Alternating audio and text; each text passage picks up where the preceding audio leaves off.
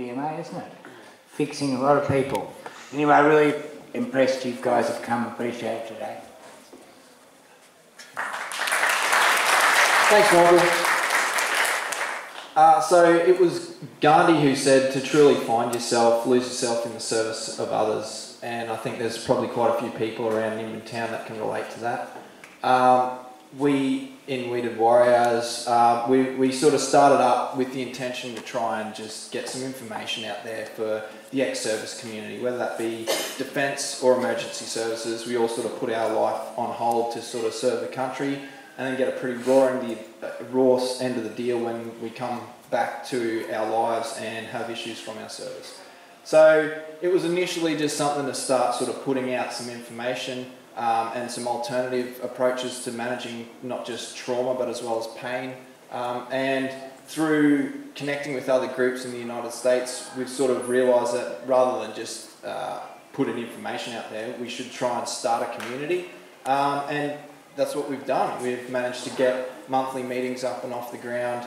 We're getting a lot of our veterans out of their homes where it's a pretty big tendency to isolate yourself, start thinking dark thoughts, hit the bottle, and unfortunately that leads to suicides. So I guess I can talk about a little bit more about why cannabis is so good for PTSD, since that's what we're focusing on today. And I guess some of the major symptoms that people deal with, I guess, of course, is that suicidal ideation and what we recognise as intrusive thoughts or flashbacks of traumatic events. And cannabis is really good because it's able to, and it has a reputation for interfering with memory, consolidation and recall. And so it's able to hijack a process that goes on with post-traumatic stress disorder where you're currently recalling or finding cues in the environment that remind you of the stressor. So cannabis is really able to intercept that process, and it helps you to focus on other things besides these memory recalls that continue to happen. And this is also sort of what's present when you're dreaming and having a lot of nightmares.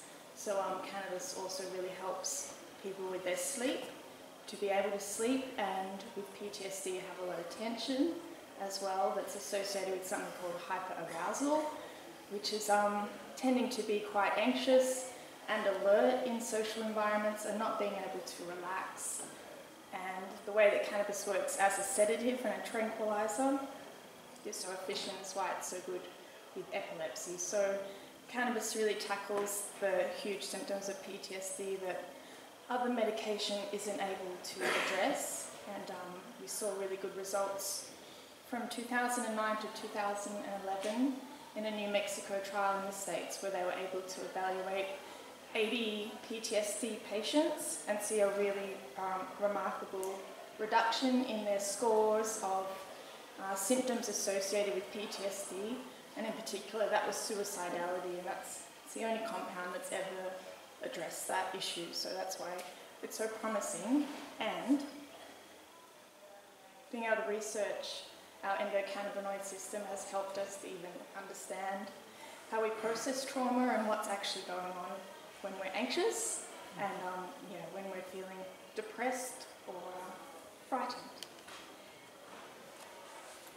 I guess some of the common questions that we do get sent to us, like we are on social media and the internet, so some of the common questions we do get asked are like, what's the best strain for PTSD? I guess that's a very involved question, and PTSD itself is a very complicated condition. It can manifest itself in a range of ways, as Brooke just sort of touched on a few. So depending on the individual themselves, the best strain or the best way to utilise cannabis can vary. I guess looking at our member basis, generally speaking, majority of our members find that the heaviest sedating strains, typical indica dominant strains, I guess you'd call it, what they're preferring. I guess that is targeting not only the anxiety and hypervigilance, but trying to reduce that and calm them down. It also targets some of the pain symptoms that can be associated, whether psychologically induced pain, or whether it is obviously in service roles, you are carrying heavy weights, exposed to lots of bumps and knocks and that sort of thing. So a lot of the guys and girls are suffering chronic pain conditions. So it is more of the sedating strains. In saying that, we do also have a lot of our members, or a few of our members, who are starting families or trying to raise families or trying to re-enter the workplace, and having those sedating strains can actually hinder their degree of functioning throughout the day. And so some of these people are preferring throughout the day to tend to lower THC strains, and then more using the THC strains at night time to manage the pain, sleep and nightmares and those sort of things.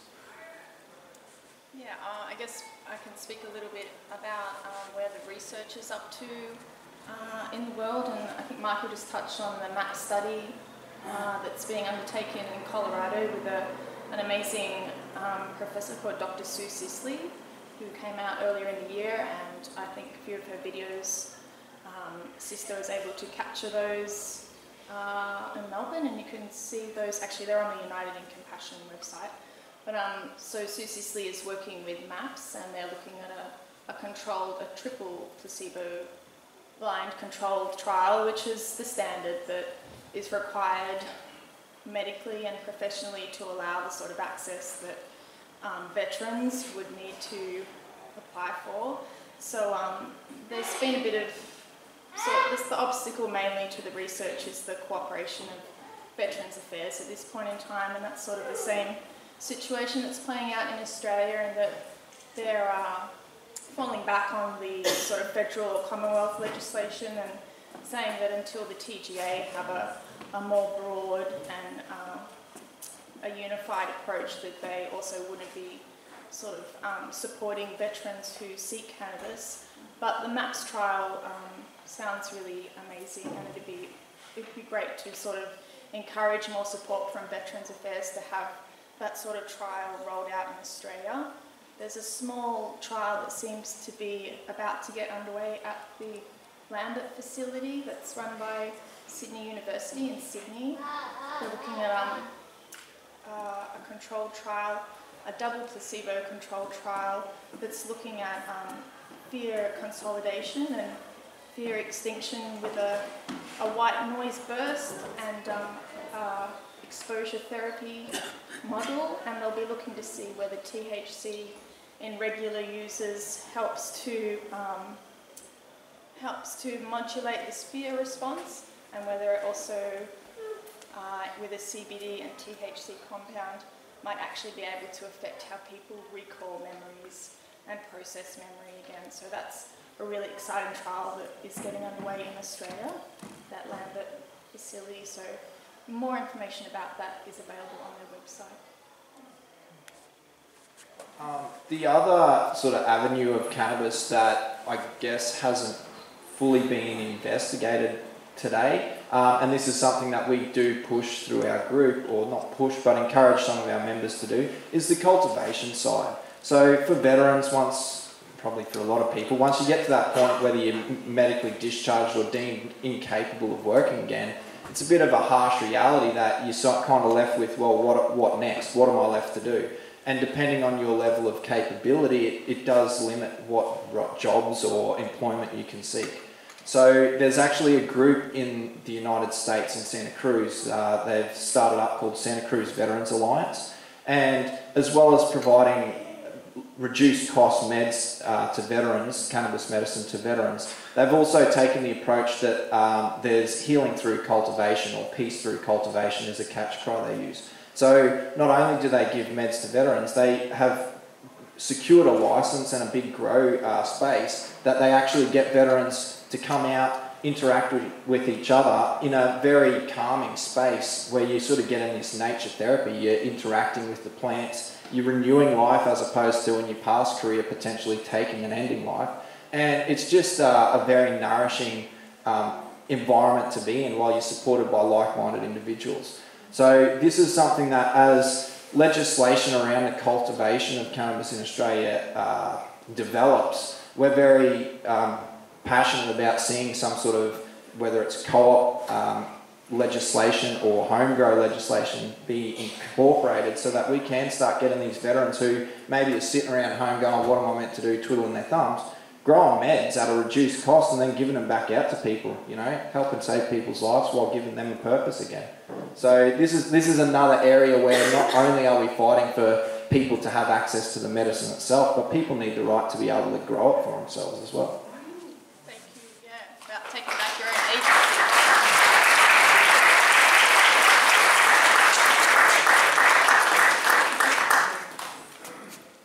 Is there time for any questions? If anyone had any questions?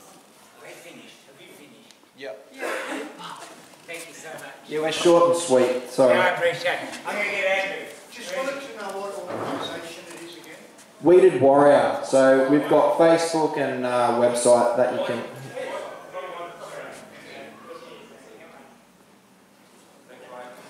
Thank you.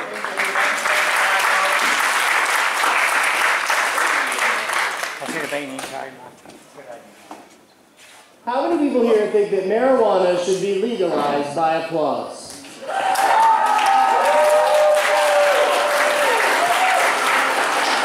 I've been too busy talking out there and I missed my... I really appreciate Michael, Brooke, Beck, what they have done.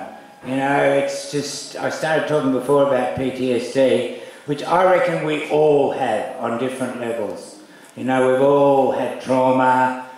You know, it's the society we're living in. So that's why CBD is so safe for everybody. It's so totally safe. You could drink, like Michael Stutton said, you could drink a bucket of it.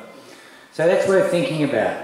And there's a couple of websites you can look at. And one is called communitybasedispensary.org. It's all one word, community-based dispensary. That's the CBD. And they are using the Endoka product from Denmark he talked about. And their website, ENDOCA, endoka.com. You can get info there too. But community-based dispensary's got heaps of info on it. And there's a contact on there too. You'll find your way to finding it. Endoka, you can buy it direct from Denmark on the Endoka website. Now I've got one more person to talk to you. I so appreciate your patience. It's been a long day. This is Andrew Kavasilas, Secretary of the Hemp Party, and he is involved with companies who are producing hemp seed. Tomorrow it's going to be legal. We should all be celebrating that. It's been a long time coming. The police have stopped it. Interesting. You know, someone said today he doesn't hate cops. Well, I'm trying not to hate cops. But if you're a cannabis user like I've been for 40 years, it's a huge thing, bringing up your family, your kids as a criminal. My daughter wanted to be a lawyer, I tell you, till she was about 15 and we could talk her out of it, because she was going to get me out of jail.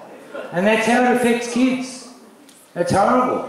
So this whole community around Nimbin and the Northern Rivers, a lot of people have come here for years now because they use pot, and it's like a leper colony. You want to be around like-minded people who won't judge you. It's a really big thing. And I think a lot of people don't realise the shadow that follows you around if you're an illegal drug user. It's disgusting. Anyway. Andrew, been part of the Hemp Party and lobbying for 20 years. And it's great to have him in. He knows more what's happening with the government than anyone. Cheers, Woody.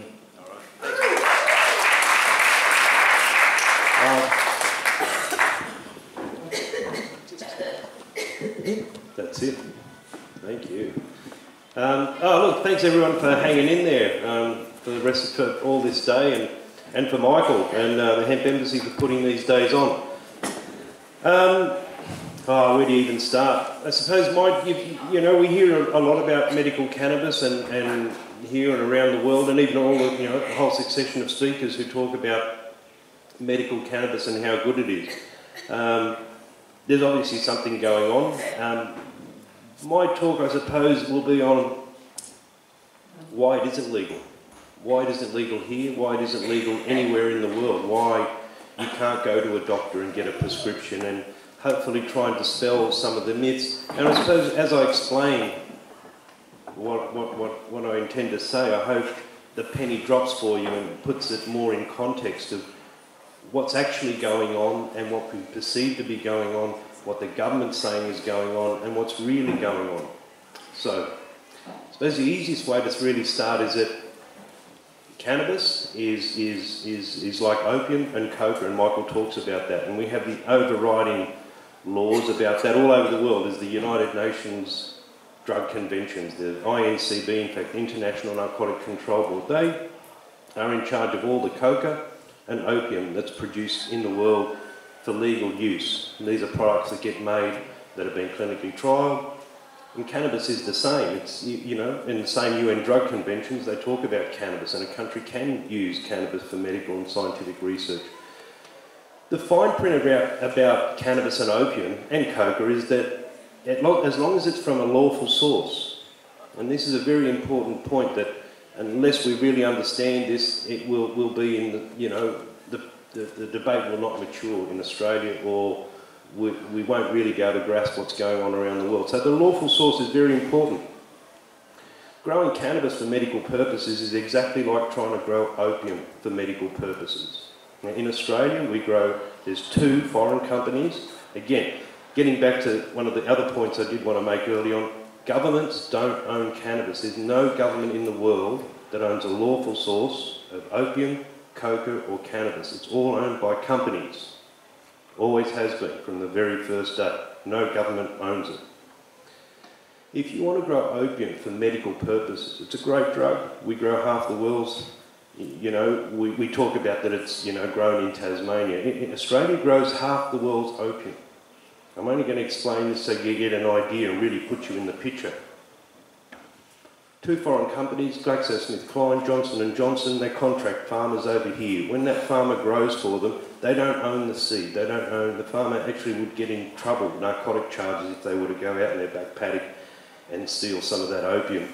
Even worse if they were to save any of that seed and give it to somebody else. They don't own, it's called a non-propagation agreement. It's kind of common in a lot of GMO grains and things where a farmer cannot save seed and regrow it. Cannabis is the same as opium in that respect. For the past 40 or so years, there has been a company that owns cannabis. Monsanto has always owned it. More recently, Bayer has bought them. And the other anomaly really in the world is GW Pharmaceuticals. So given the fact that no government owns cannabis, a lawful source for scientific research, it's owned by companies. And with cannabis, it's a small number of companies, and most all of those companies aren't recognised internationally. So the Canadian companies, Israeli companies, it really is nowadays, it really is only Bayer and GW Pharmaceuticals who are behind the Sativex trials, the spray, and the Epidiolex, the paediatric epilepsy trial. Our government, like a lot of governments around the world, you know, when the medical cannabis debate comes up, they say, you know, in New South Wales, you know, at least last 15 years, they've been talking about, oh, well, we'll do a Sativex trial.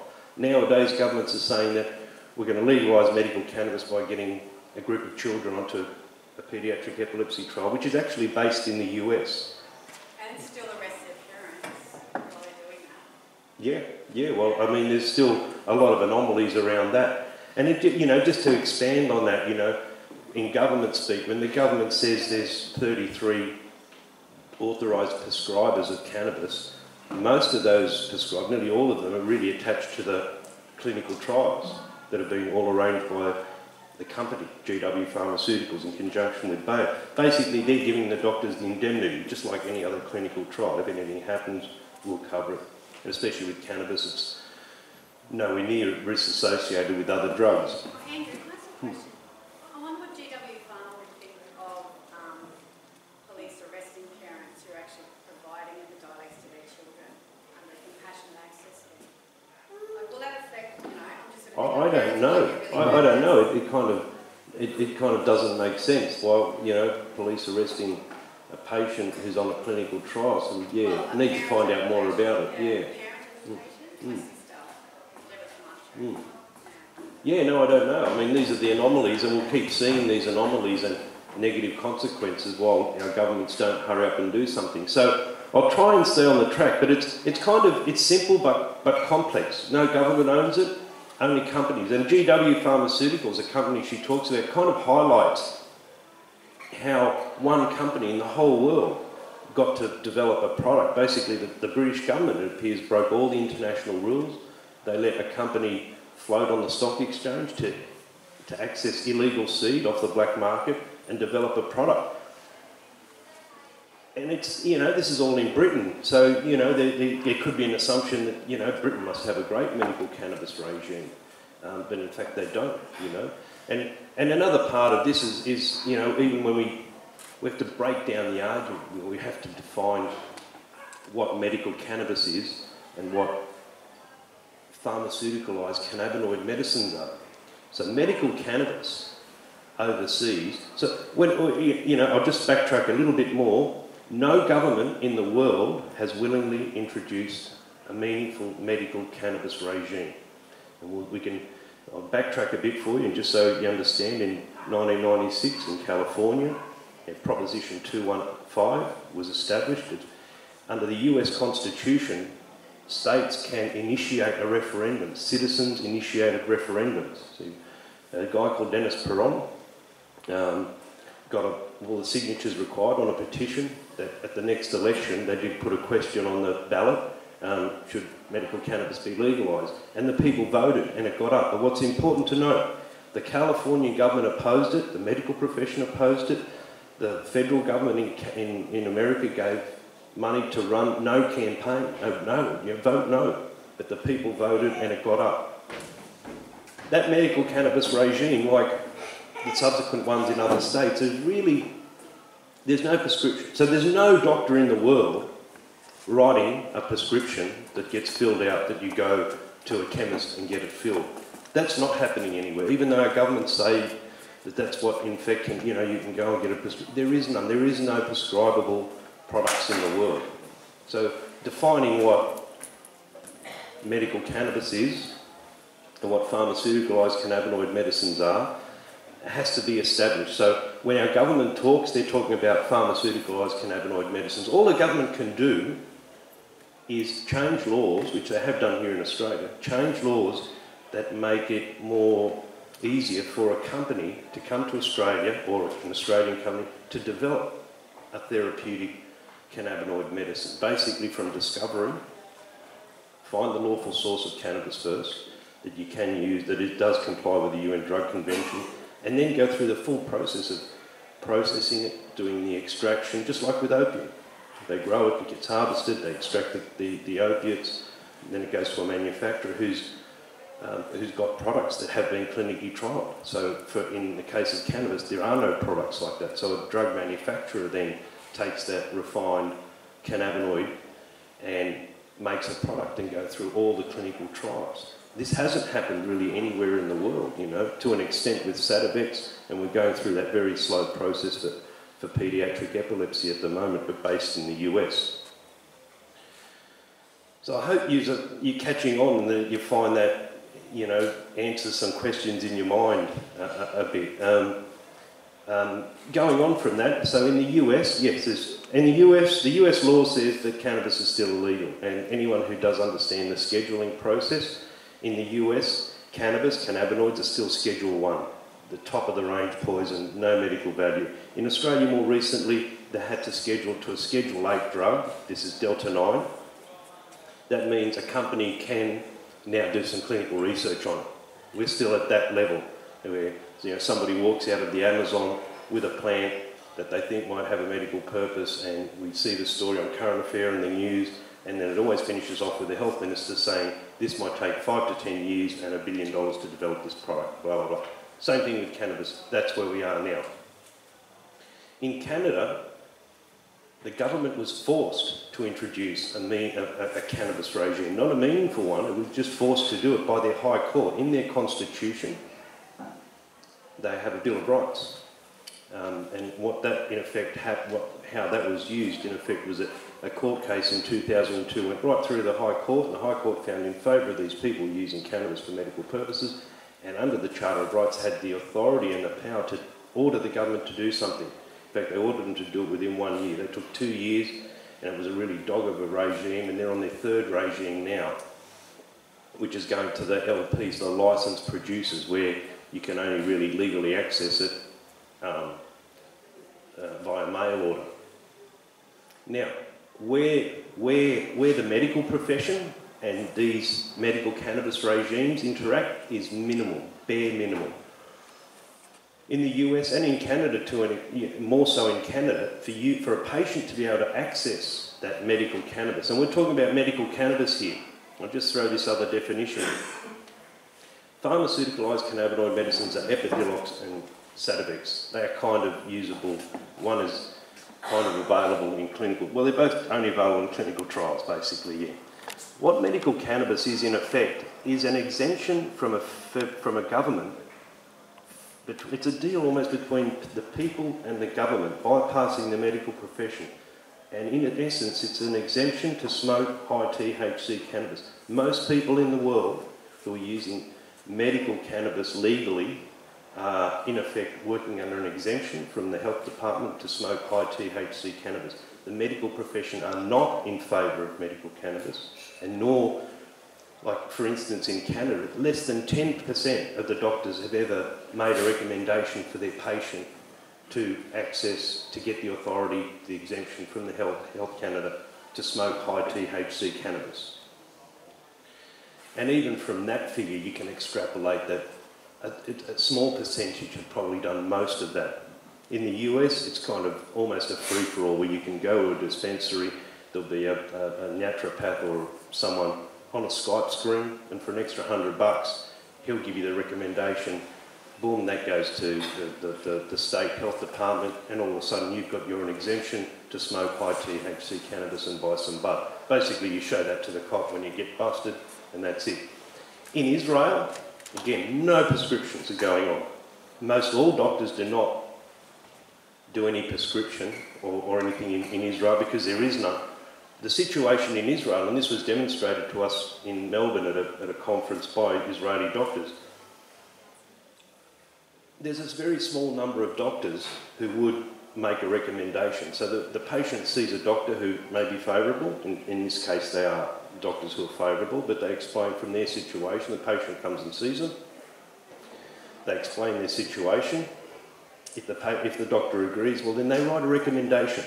That recommendation goes to a committee. The committee never meets the patient.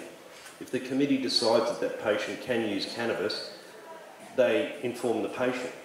And they also inform the patient of the 6 licensed growers in Israel. So then the patient goes to one of these growers and then listen to this. The patient then explains their medical condition to the grower. And the grower decides what strain they're going to use and how they're going to use it. They go away and use it, and then the patient just reports back to the doctor how it's going. Again, removing the doctor from any type of liability. We've created that. Again, with government help, bending rules, there's an indemnity created there for the doctor. Again, most all patients in Israel that are on this broader scheme are patients that are smoking high THC cannabis. In fact, when they say medical grade cannabis, it's generally higher THC than normal.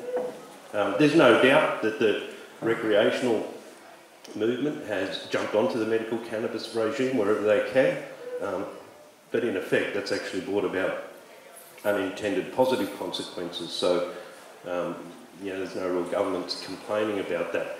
But, that's just to put you in the picture and the context of where we are, what you're actually looking at, and when our governments... Look, the rest of the world believes that medical cannabis is legal in Australia. They've read the headlines. More recently, we heard that Peru and Germany have legalised medical cannabis, but when you get in there and read what they've actually done, you see, like in Germany, they've just told their patients that we're going to bring some cannabis in from Canada, and this is even more making the situation more complex and more. This is a government building a story for its population. And governments don't own cannabis, so none of these politicians really have a say in making medical cannabis legal or forcing a company to hurry up and develop a medical, a therapeutical cannabinoid medicine. And once we understand that definition and what's really going on overseas and what's going on here and what our governments are doing, you come to understand that the next bit, that the politicians really just want your vote. and whether it's government or opposition, whether Labor is in Queensland or Liberal or in New South Wales, the opposition on both sides are going to be saying the other one isn't doing the right thing. But it's not like the Liberal LNP opposition in Queensland can say, hey, look at the LNP government in New South Wales, they're doing this and this and this. That's not the case. And I think, you know, people in Queensland, Victoria especially, where you've got Daniel Andrews who went all gung-ho and said, I'm going to grow cannabis and I'm going to get it to patients. Nothing came of that, I can tell you. None of that cannabis that was grown by the Premier of Victoria went to patients. That just didn't happen. It went off into research. They bought some cannabis products, unregulated, untested, from Canada, and we're expecting that doctors would prescribe these things. Doctors do not prescribe these things. Doctors can't even really help in this situation. All a doctor can do is prescribe drugs that are prescribable, that a patient can go to the chemist and get. He has a bunch of rules about the drugs that he's prescribing, and that's all he needs to know.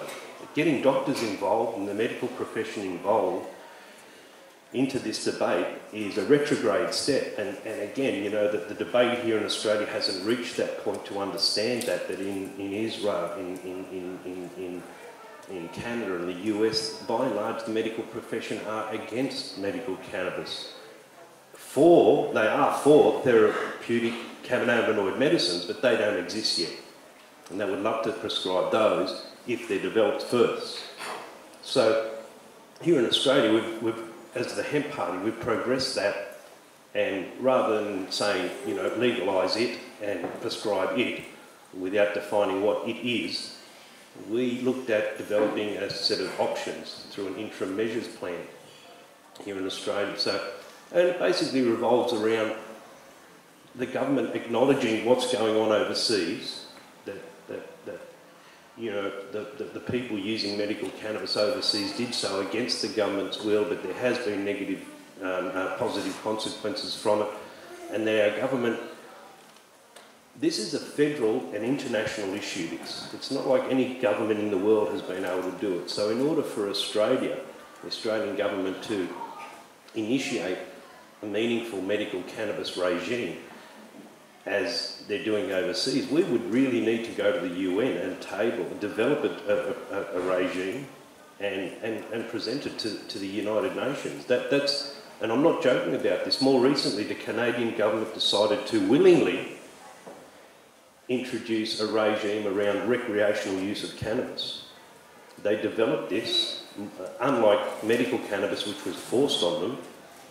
This one they developed, and yes, part of that process was for them to say to the UN in a document, this is what we want to do, because these are the negative consequences of keeping cannabis illegal and us criminalising our population and incarcerating our citizens for something that isn't that bad, and then presented a regulated approach to recreational use. One step further, or several steps further than what the Amsterdam or the Netherlands have done, where they have cannabis cafes. Cannabis is still illegal under their federal laws, but again, you know, it's this anomaly, you know, trying to explain these anomalies or trying to rationalise what's going on. The Dutch law says cannabis is illegal, there's coffee shops there, but the police say that cannabis is such a low priority that we're not going to chase it up, and that's how the cannabis cafes or the coffee shops go over there. But in doing so, at the federal level, the government was not able to regulate the supply regime into these coffee shops. So there's still people to this day going to jail in the Netherlands for growing commercial quantities of cannabis to supply coffee shops. It's called a backdoor policy, and that keeps them in with the UN. The Canadian government, on the other hand, has tabled a document. I'm not saying they're going to be able to get it up. I don't even know how the response from the United Nations has been on that, but the fact remains that this is what they needed to do, to really break away and offer recreational use of cannabis willingly to their citizens, was this breaking away from the UN Drug Convention. So they've had to table a document to do that. We don't know how that's going to work, but it's a very regulated approach. It's like alcohol. Basically, cannabis use in Canada under the regulated federal approved rules will be like alcohol and tobacco. Yeah, you can go to a shop, just like alcohol. 99% of people just want to go to a pub, bottle shop, buy your wine, buy your beer, buy your spirits. Everyone could, in theory, make their own wine, make their own spirits, make their own beer, but most don't. By and large, 99% of people are doing that. Cannabis will be the same. But again, you know, you go and home brew and you try and brew too much or get caught selling that alcohol, big problems. That's the kind of regime they're bringing into Canada, and also the more regulated approach in California that starts next year.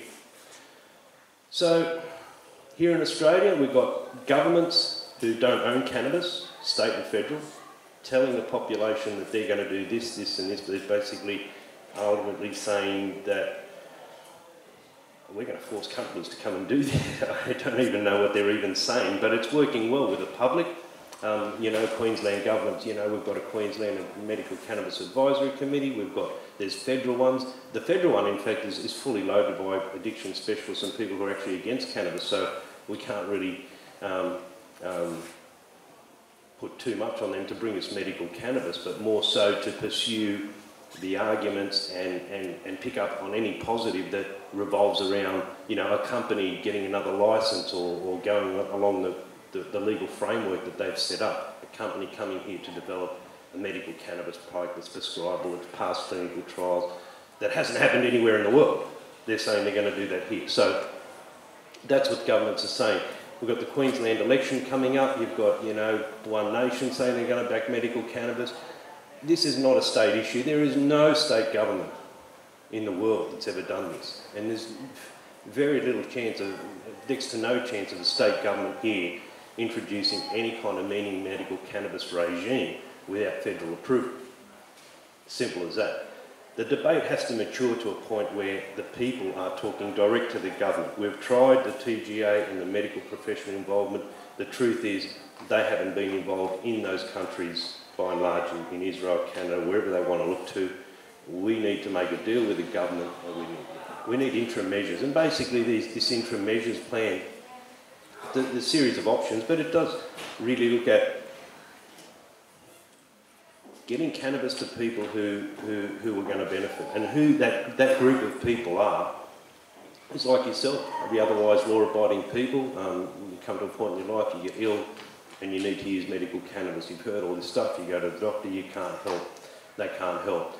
We think that, you know, perhaps 85% of the people who would in the future benefit from the use of cannabis for medical purposes have never smoked cannabis, have never been stoned, but more importantly will never need to smoke cannabis, will never need to be stoned or anything like that. It's not, cannabis is, you know, you can describe it, the difference between a Panadol and heroin, you know, same active ingredient, but far different doses, different preparation, cleanliness, hygiene, things like that.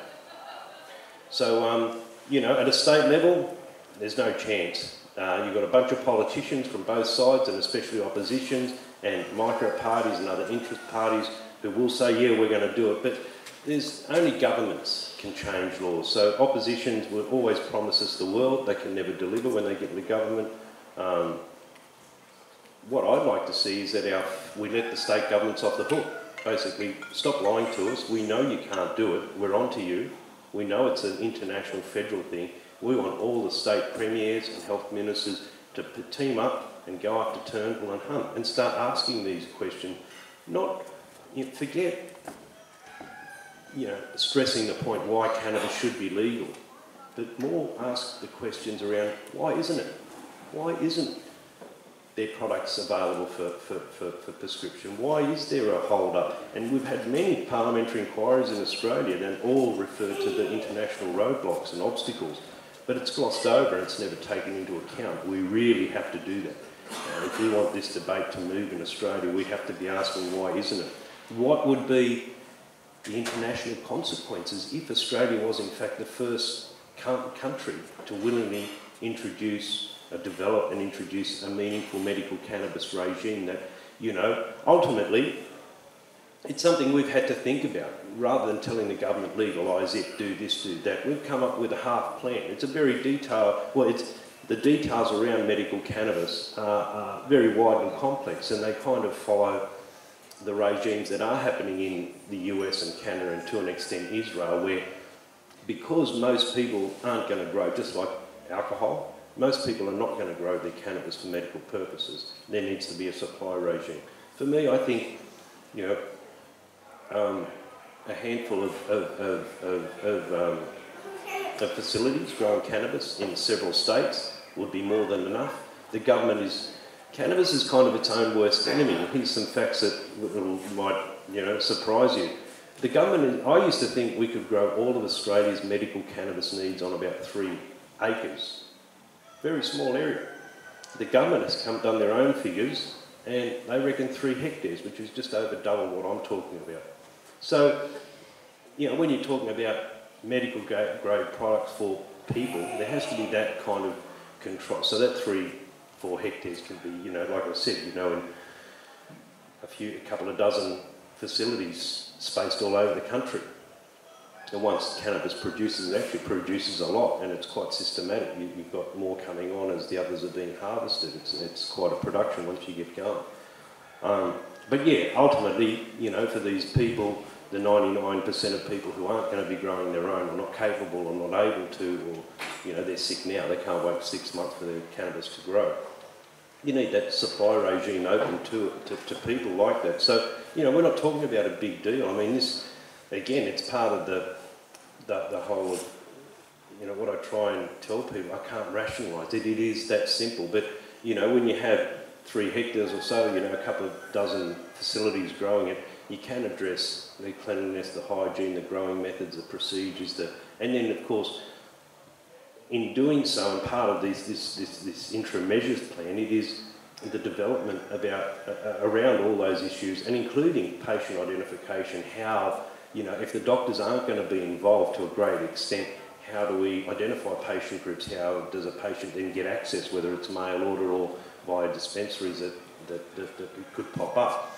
I mean, this is world-changing stuff, but ultimately this is the only way that I can see that, or, you know, that the majority of people, by and large, by a great number of the majority of people, can get access under a medical cannabis regime rather than just waiting for pharmaceuticalised cannabinoid medicines to be developed and appear in, you know, prescribable by a doctor. So I might leave that about there. I can't think of many other points that will confuse you anymore, but I hope you kind of get a better understanding of why, when governments say medical cannabis is legal, why nothing's really happening. Why they're saying that, the purpose for them to say that. Where it comes to state parliaments and state politicians talking about the extent to where they're lying to you. We're in New South Wales. Bob Carr, he was the Premier of New South Wales 15 odd years ago. Very vocal advocate, you know, mobilised the New South Wales government to get medical cannabis legal. Had to drop it like a hot potato. The dark forces, they said, warned them off. And this is true. The dark forces being, I'll just bring Big Pharma into this again. So Monsanto has owned, like I said, the lawful source of medical cannabis as described under the UN Drug Convention. They've always grown cannabis every other year at the University of Mississippi. And you can look all this up. When you really go digging into the nitty-gritty, you will hear these names. They grow it at the University of Mississippi, and it's distributed by a US agency called the National Institute of Drug Abuse, NIDA. NIDA is the only lawful source of cannabis for medical and scientific research in the world. We, as a government, we've been able to use that. More recently, Swinburne University got the job to have a look at cannabis and driving and saliva tests, and they ordered, you know, these tins. They actually get joints, tins. There's 75 to a row, 2 rows, 150 joints to a tin. And yeah, they got them here and had people smoke these cigarettes and do driver simulation, and somehow the funding body obviously wanted a particular outcome, and sure enough they came up with the outcome that cannabis is the worst thing to be driving on, and which ushered in the saliva testing here in Australia. We're the only country to be doing these saliva tests. They were found to be unreliable and couldn't be recommended. That's why no other police forces in the world use them. But getting back to NIDA, NIDA supplied those joints. NIDA is a group, a very interesting group. Like I said, they're the only lawful source of cannabis for medical and scientific research. They're based in the US. They've been taken to task, they've actually been taken to court and had to give evidence why they aren't supplying research groups who have got ethics approval, abstracts ready on the type of research they want to do, and they cannot get access. They've been taken to task, and in court I've read transcripts where NIDA has said, we only fund and supply cannabis into research that looks into the negative consequences of its use, not medical beneficial purposes. And that's a fact. And it goes to, I mean, we can look at Israel again. You know, Israel, 30 odd years of research. Where's the products? They haven't got any products. If anyone really listens to what Raphael Mechoulam said, Raphael Mechoulam is the godfather of THC, the legend guy who found THC, the active ingredient, blah, blah, blah, blah, blah. But if you listen to more in-depth, unedited versions of what he says from the very start, I've had to report to the DEA. Every year, every research we do, we report to the DEA. But ultimately, just get this into your head. There has been no products. There is still nothing prescribable. They have not been allowed to go further and do those clinical trials. Even when they have tried to, they've tried to do some epilepsy trial. Day 2, the doctors are saying, it's a double-blind placebo, but we know which kids are getting the placebo. We cannot do it anymore. We have to give them the good stuff. Why would you put that kid through that? So they have clinical success, but that's not a recognised clinical trial. So, if you can try and understand the argument and have it in context of where we are, it's remarkable that you really can see with lot clear eyes. In the meantime, we've got Dr. Google and so many things put on the internet, which just must confuse the hell out of people. I feel sorry for people when they, reading all these things, especially desperate people looking for, the cure for cancer and this and that. I mean, that is just such a long story that is convoluted, but ultimately, I think the consensus is that cannabis doesn't cure anything, but it is a great medical beneficial product that is so useful for so many conditions and addresses so many symptoms that by far whatever negative could be said about it, the positives outweigh those. And so again, this kind of common sense just doesn't really come into the argument. It really is this big corporate affair. It's an international issue. So as the debate matures in Australia, I hope, pray that we do start moving away from the simple make it legal, prescribe it, to talking about what it is, making governments talk about, when they say medical cannabis, are they talking about a prescription, or which is a unicorn, or are they talking about medical cannabis which is going on around the world and governments being forced to ultimately let people smoke high THC cannabis. And these are interim measures we're talking about. This is, till the companies do their thing and one day make a drug that you can go to a doctor and get a prescription and go to the pharmacy and get it filled. So I will try and close that off about now. Tomorrow hemp seed food is legal. It's a great thing. Governments have been opposed, well, not governments, Australian police, all around the country, Victoria, New South Wales, Queensland police have been influencing the whole of government responses around hemp seed food, and it's all because of saliva tests. Again, we're the only country that weren't allowed to eat it. We're the only country doing these saliva tests. Police have pulled out all stops and made up all sorts of lies and held it up for about 8 years. Tomorrow we'll see be a dawn of a new era, and again, as a hemp party, as a hemp embassy based here in Nimbin, these are the cannabis law reforms that we've been talking about: industrial hemp, medical cannabis, and recreational, social use or cultural use of cannabis. These are the things we're really proud of. We have got a hemp act. We have got now hemp seed food available to eat. We've got medical cannabis well and truly on the agenda. It was a set of circumstances which really took away from took the emphasis away from Nimbin, put it back into the hands of the community at large, where they felt, we can say something. You've got to understand, Nimbin is like Oxford Street before gay rights came along. You had before gay rights. Before that, it was illegal to be gay, but there was a street in Sydney where there was a strong community, and gay people who didn't care. They were out. They were protected in this small community. And when the media wanted to see gay, where did they go? They went to Oxford Street. And who'd they see? The most colourful, open people.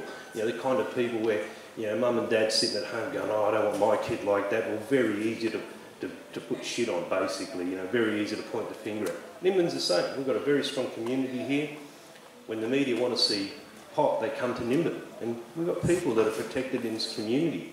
But when they change the gay laws and you know, gays got rights and sodomy was taken off out of our laws and legislation, turns out gay was everywhere. Turns out gay was everywhere. There was doctors, lawyers, police. There was police with their lovers, same-sex lover one night who was putting on their uniform and going out and belting gay people because it was against the law. Nimbin's the same. When the media want to see pot, they come to Nimbin. But now we've seen this spreading of wings, I suppose, and people in the general community going, hey, you know, we want to do it. And we've got to take our hats off to the government. Governments all around the country now have been confronted with people, and more so reacting to media, because the politicians, they come and go. It's all about the votes. They want to stay in there as much as possible. So when they're confronted, when media pick up on a story, another reason why cannabis should be legalised, because here we have this patient, here we have this parent, and they're using it, and we're finding benefit. Politicians are confronted with this. They can't say that's illegal or, you know, put them in jail. They have to respond. And the momentum is building there. Now we need the debate to mature, to progress from, you know, why it should be to why isn't it? And making governments accountable for the answers to that. So, yeah, this is all part of it. And, you know, look, around the country we have decriminalisation for recreational use as well. So, you know, it's almost like our job's done. But we'll keep fighting because we know that, you know, the job's a long way from going on. And as I said, in terms of medical cannabis debate, it's a long way to go. But I can tell you, look, with the hemp seed food and with the, you know, people allowed to eat, you know, cannabis seed, because that's what we're doing, we're eating cannabis seed, you know, it opens up, removes a bit more stigma, and turns out that cannabis isn't that bad. So